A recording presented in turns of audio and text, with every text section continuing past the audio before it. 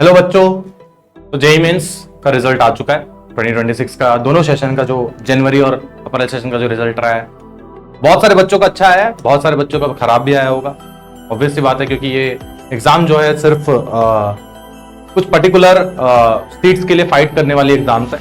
ऐसा नहीं है कि जिसने 90 परसेंटाइल आई है, जिसने 80 परसेंटाइल आई है, वो अपने लाइफ में फेल हो गया। ऐसा कुछ भी नहीं है। बस आपको ये इंट्रोस्पेक्ट करना है कि आपने मेहनत में कहाँ कमी छोड़ दी, मैं और क्या बेटर करता जो इस एग्जाम में और बेटर हो सकता था।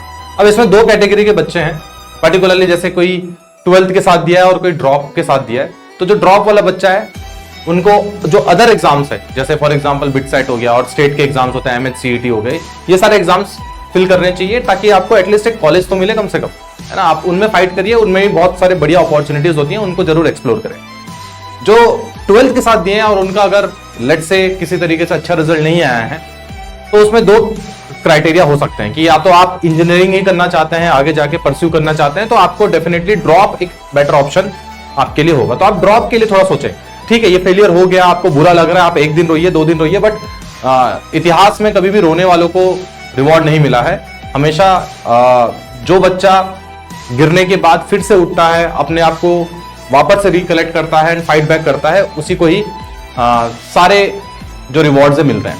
तो आपको ये ध्यान रखना है कि अगर मैंने कोई गलती कर दी है या मैंने कुछ कमी छोड़ी है मेहनत में, तो डेफिनेटली आपको ड्रॉप ईयर के बारे में प्लान करना चाहिए।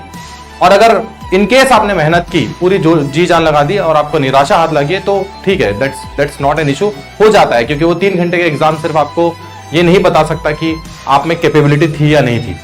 वो वन ऑफ द एग्जाम है, इसके आगे आप बहुत सारे और एग्जाम देंगे।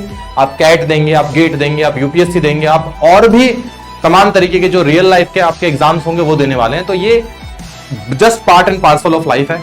इससे आप क्या सीखते हैं, उस लेसन को आप लर्न करिए और आगे बढ़िए। बिल्कुल भी निराश होने की जरूरत नहीं है। ऐसा बोलना बिल्कुल गलत हो जाएगा। मुझे पता है, जिसने ईमानदारी से मेहनत की है उसको आज रोना आएगा, उसको आज बहुत बुरा लगेगा। तो मैं तो उनके लिए यही बोलूंगा कि आप मन भर के रो लेना आज, बट अगले दिन वापस से उठना है, वापस से मेहनत करना है और वापस से लाइफ को आगे ले जानी है ना। मूव ऑन करना आना चाहिए, और जितने जल्दी मैं गलतियों से मूव ऑन करूं, जितनी जल्दी मैं गलतियों से सीखूं, वही एक्चुअली आपको सक्सेसफुल लाइफ की ओर आगे ले जाएगा। ये जस्ट एक एग्जाम है बच्चे, इसके आगे आपके पास बहुत सारे और एग्जाम्स आएंगे। वो आपके माइंडसेट को चेक करेंगे, वो आपके कैरेक्टर को चेक करेंगे, वो आपके तमाम चीजों को चेक करेंगे।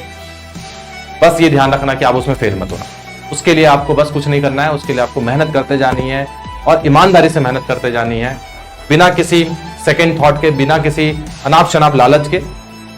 मेहनत करो और जहां पे आपने कमी रख दी है उसको आप इंप्रोवाइज करने की कोशिश करिए। ठीक है, मेरे तरफ से सभी को शुभकामनाएं। टेंशन लेने की कोई जरूरत नहीं है। जिस बच्चे का नहीं हुआ है, अगर वो दोबारा से तैयारी करना चाहता है, तो प्लीज आप उस एक ऑप्शन को जरूर चेक करिएगा। और अगर मान लो कि ड्रॉप ईयर का बच्चा है, तो उसके पास सेकंड ड्रॉप का भी ऑप्शन होता है, बट उसके लिए आपको जेईई मेंस ओरिएंटेड ज्यादा तैयारी करनी है, आप उसको भी चेक कर सकते हैं। मेरे तरफ से सभी को शुभकामनाएं। जिनके रिजल्ट अच्छा है, जिनके नहीं आया है, आपको थोड़ा ध्यान देने वाली बात है। और किसी एक नेक व्यक्ति ने कहा है कि अगर मन का मिले तो अच्छा, और अगर मन का ना मिले तो उससे भी अच्छा। आपको बस गॉड प्लान में बिलीव करना है। भगवान ने जो दिया है, आप हाथ जोड़ के धन्यवाद दीजिए। जितना दिया उतना बढ़िया दिया। आगे और मेहनत करने की शक्ति दें, बड़े चैलेंजेस दें, ताकि आप उनसे लड़ सकें। Thank you so much.